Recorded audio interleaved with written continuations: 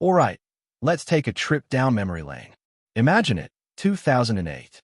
The world's going crazy over Call of Duty, World at War. And then, boom, zombies. A game mode that, at the time, felt like a fun little extra, but quickly became a phenomenon. But here's the thing. World at War Zombies, even now, still holds up as one of the most timeless, iconic experiences in gaming. So, I gotta ask you, what's your favorite zombies map? No wrong answers, but think about it. What makes your favorite map still resonate with you? Let me know in the comments. So, World at War Zombies. It's been over a decade since it dropped, yet it feels like it could have come out just yesterday. Let's break down why this game mode still feels so fresh, even though it's from a completely different era in gaming. First off, let's talk gameplay. World at War Zombies was simple, probably one of the most straightforward modes in the series. You had one map to start, Nacht der Untoten, and your main objective was just to survive. No crazy objectives, no elaborate quests, just you versus the zombies. And honestly, that simplicity is what made it so addicting.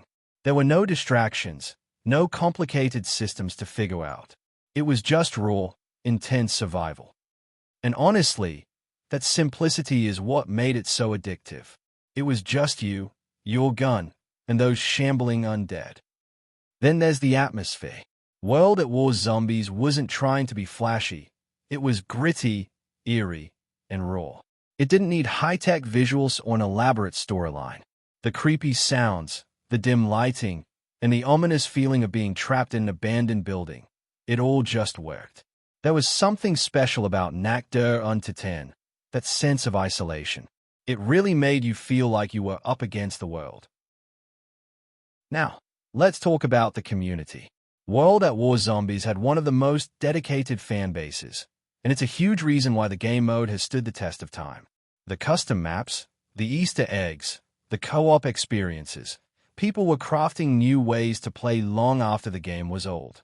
It wasn't just about surviving a few rounds, it was about pushing yourself to see how far you could go, and getting better with every attempt.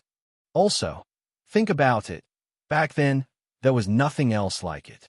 The co-op gameplay, especially with friends, is something World at War nailed. It wasn't just about surviving. It was about working together, finding those strategies that made you a better player. And here's the thing. It wasn't just about World at War. It laid the foundation for everything that came after. The mechanics in World at War Zombies would evolve into the complex, crazy modes in later games.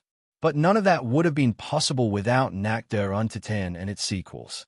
The idea of the Easter egg hunts, the introduction of perks, the mystery box, and those incredibly unique wonder weapons, all of it started here.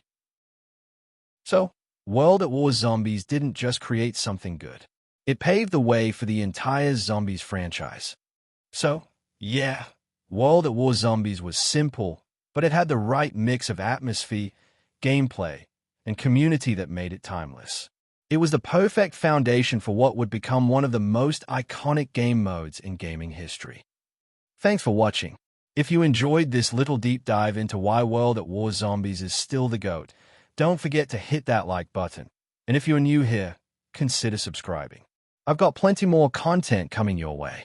Until next time, stay sharp and keep surviving.